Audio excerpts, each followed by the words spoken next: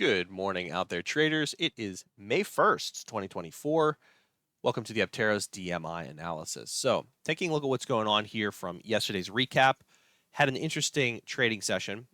We were talking about this area at large, even within the community yesterday. So, this area here was kind of like the scenario one that we had broken down, where we kind of rotated and stayed in the middle here. Scenario two was a breakdown. Scenario three was a break up. If we ended up seeing those narratives play out, and you can kind of take a look at what happened here. We ended up stabilizing into the open. So the open came in, we ended up stabilizing here, staying in somewhat scenario one. We didn't really accept to the upside on this bearish line in the sand. So it comes down, pushes back in here, creates a lower high, which was a nice inflection for us to see going along with scenario one, rotates right across the line in the sand to line in the sand type of situation. So in between here, I was mentioning that it's a lot more dissonant, a lot more of a choppy expectation in terms of what we're looking for overall. So we still kind of stay in scenario one all the way through this area here until we kind of break down here and then come back over here for the retest. And that's where we're kind of in scenario two. So from here on, we're in scenario two.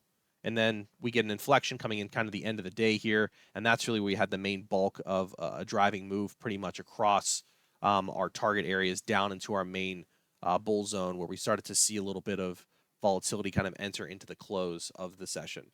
So that was really the story, what was going on with our DMI yesterday. In terms of what we were talking about, this, scenario one was definitely something that was a little less clear. And I was mentioning that, this area in particular wasn't the best place to be looking for great trade setups.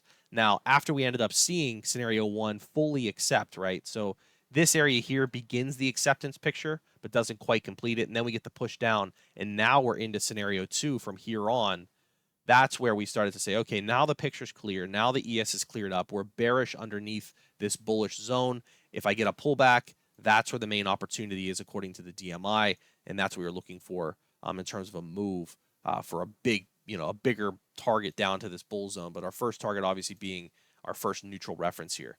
So that was really kind of the story on the DMI stuff from what we were actually planning and talking about yesterday to how it kind of evolved during the trading session. So a lot of people might look at this and say, well, your bear zone was the best place to trade from. Not really. Not if you were really paying attention to the DMI and its details. This was a higher risk situation along with scenario one. In other words, going with what we were having, going with the shorter time frame was the situation up here in the bearish zone. And that's essentially what ended up playing out. But really the safe play, kind of what we call the layup in the natural world, was more or less this inflection as we pulled back into our line in the sand area after breaking down from this zone here. All right, so let's take a look at what's going on today. Now, for today, we have kind of an interesting picture. It's not the strongest narrative day in terms of confluence or recency, really, in that regard, because we've been moving down on the lower time frames here. So the lower time frame has been kind of moving downward like this, and we've now run into some areas rhythmically into lows where the bulls. I don't want to say it's a true like make or break moment for the bulls, but it's kind of one of these areas where if the bulls are going to react, this is a likely area where it could come from. And that's the best way to put it according to what we analyze within our natural framework. So if it's going to come from somewhere, we kind of created a bull zone down here using the lower time frames, using higher time frame ideas. So what we're looking at in terms of scenarios for today is we have a bear shorter term condition that's kind of creating the downward pressure. We have a bullish area that is a little looser from our upper time frames, and they're kind of buttoned up against one another. So it's somewhat of a dissonant landscape right now, and the clarity really comes whenever we break out of this zone. However, there's opportunity in between this dissonance, because essentially one of the nice things about the way this area has kind of laid itself out is that our lowest time frame, our structural time frame, our profile time frame, gives us really nice value here and value here to work with trade ideas. So if we kind of hold this bull area, the expectation that we rotate to the upper end of that value, which is up here. If we break down this bull area, the idea is that we rotate to the lower edge of this value, which is down here. And then from there, transitions out of that zone become more and more and more in one direction. So in other words, a very bullish or very bearish day. Okay, so that's kind of the landscape of the DMI. Let's talk about scenarios. So scenario one is that we hold this bull zone, continue to the upside, and we hit this destination, and that's our main target for scenario one. Scenario two is that this bull zone doesn't hold. We end up seeing a push down lower, possible pullback into that area, and we push down into this first neutral area here, which is the target, which is the full traversal of the value area that we were just talking about here. Okay, so that's really what scenario two is all about. Now, if we get any further downside, there's a couple of neutral references down below, but it kind of becomes open space down here for us. So really, we're just focused on that first neutral zone as a main target area, and then from there, you just kind of trend follow.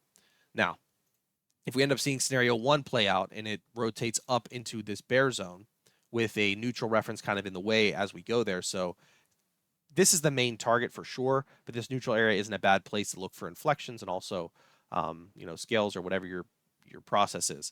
And then once we get into that target zone on the bear area, that's where we start to look at the other scenarios, because any further upside with scenario one needs to get through this bearish line in the sand type of area. So if we get up in there into scenario one, the idea is that scenario three, we end up rotating back down.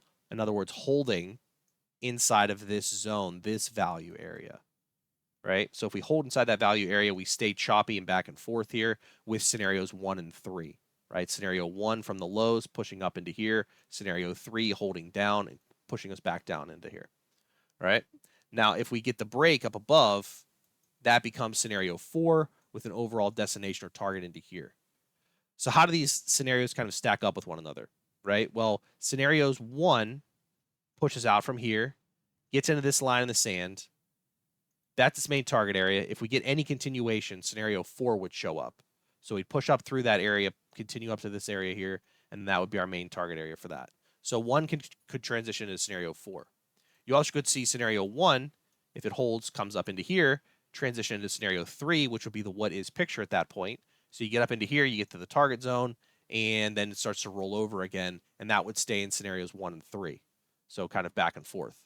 And then, of course, just scenario two would be, that everything shifts here. The bearishness stays intact, but we don't actually see a test of this zone early in the session. It breaks down, and we end up seeing a kind of bearish daily session, at least in the morning, pressing down into possibly this target area here. So that's the layout of our four scenarios today. I also discussed a little bit more in detail about the nature of the context that we're seeing here in the NADRO framework for you early in the trade video here. And trade well out there, mind your risk, and have a wonderful trading day.